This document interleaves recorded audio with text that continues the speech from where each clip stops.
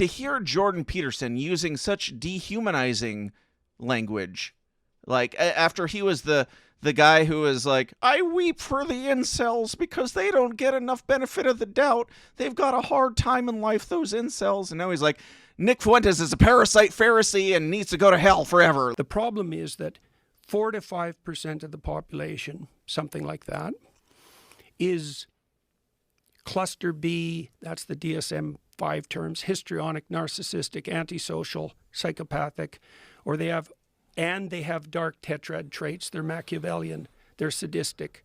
That's about 4%. Okay, so the question is, how do these people maneuver? And the answer is they go to where the power is and they adopt those ideas and they put themselves even on the forefront of that. Right. But the ideas are completely irrelevant. Right. All they're doing is they're the Pharisees. They're the modern version of the Pharisees. They're the people who use God's name in vain, right? As they proclaim moral virtue. Yes. Doesn't matter whether it's right or left or Christian or Jewish or Islam.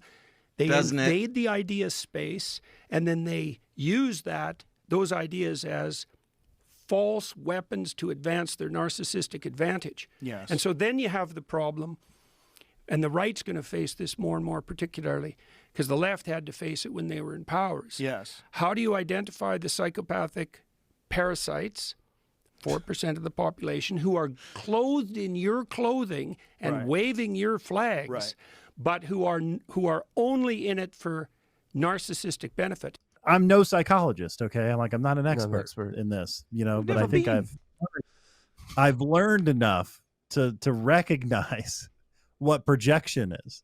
And what I find interesting about that, you learned it from Jordan Peterson, probably. Well, and obviously he's obviously talking about the folks that are speaking out against the war, but to pretend like the people who are advocating for peace, they're only claiming to have the moral high ground. And the ones who are advocating for war are the ones who have the actual moral high ground. It takes me back to something from that Misfit Patriot post. I think it was perfect for this moment. Literally every single Palestinian can die if that's what it takes to save Israel. How many kids were in Sodom and Gomorrah? God didn't give an F, because my mom might listen, about how many, because the number of people... Yeah, because he didn't care about how many, because the number of people who were righteous was 0. He is using a story from the Bible where God says that there were no righteous people. You can destroy those people. That's fine. But God said that, right? Not the United States is God now in this. Heaven. And God did it. Yeah, he did it. But these people are essentially saying that our tax money has created machinery that is now God that can rain down fire on the people in Gaza, because look at Sodom and Gomorrah.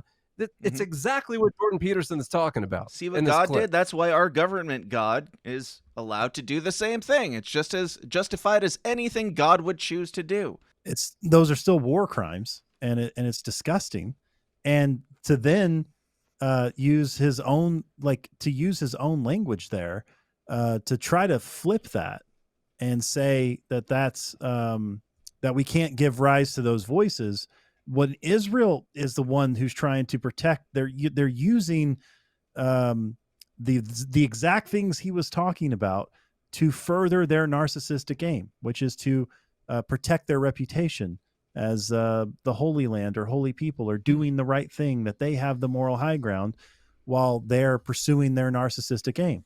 I think it's highly likely that Peterson is such a good psychologist that he might have accidentally given us the best example of projection that we've ever seen. Do you guys remember that first clip that he put out where he's like wearing the Joker suit and he's like, "Up yours, woke moralist. We'll see who cancels who." And now he's like, I am the woke moralist, and I don't think Joe Rogan should be able to platform these people anymore. Like, it's just beyond the pale insane, no matter where you even land on any of the political stuff or any of the war stuff. Well, I think the most important thing to do first is to draw a distinction between the political and the psychological, and not to collapse them together.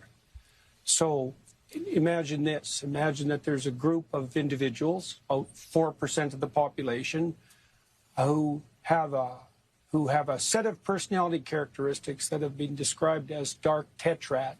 So they're Machiavellian, they use their language to manipulate, they're narcissistic, they want unearned social status and reputation, They're psychopathic, which makes them free of empathy and parasitical and predatory, and they're sadistic. So they take positive delight in the unnecessary suffering of others.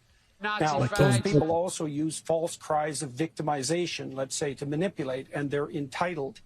They seek vengeance when it's unwarranted, and they protest loudly and make very public cries for reparations that would be self-serving. Okay, now the way those people operate is they look... Wait, who's he talking about here? Exactly. I know, the whole thing. This whole thing sounds very anti-Semitic to me. Right? Like if you just put in one word difference or said one word, this would be lambasted by Jordan Peterson as pharisaical and fringe and evil. For what patterns of belief form groups that they can infiltrate and then capitalize on. And that happens on the right. We did a report, the same group, on the use of Christ as king as a manipulative strategy by bad actors, hypothetically on the right. And this report identified the same sort of people on the left. But it's not primarily political. Silly woman. They're wolves in sheep's clothing who look for where there's power and value and then adopt those beliefs as a surface camouflage so that they can elevate their moral status.